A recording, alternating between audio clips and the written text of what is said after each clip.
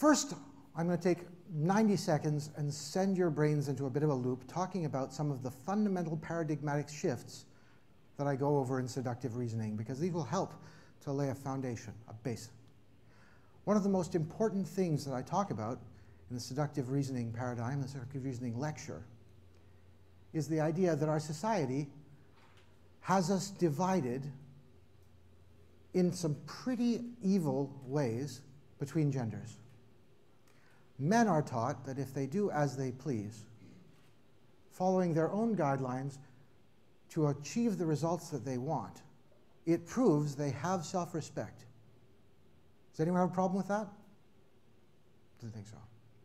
We also teach women something slightly different. We teach women that if you do as you please, pursuing your life your way instead of the way that you're expected to by others, it proves you have no self-respect. In other words, for men, leading your life your own way proves you do have self-respect. For women, leading your own life your way proves you don't have self-respect.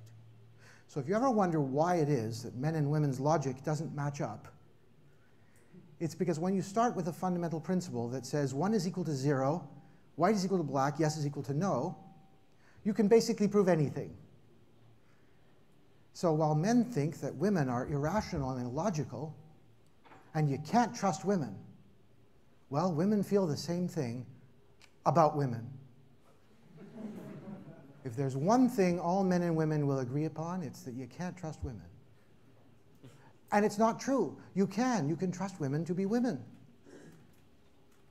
You can trust them to make what will appear to them to be the best decision they can to allow them to operate within a faulty paradigm that does not make sense.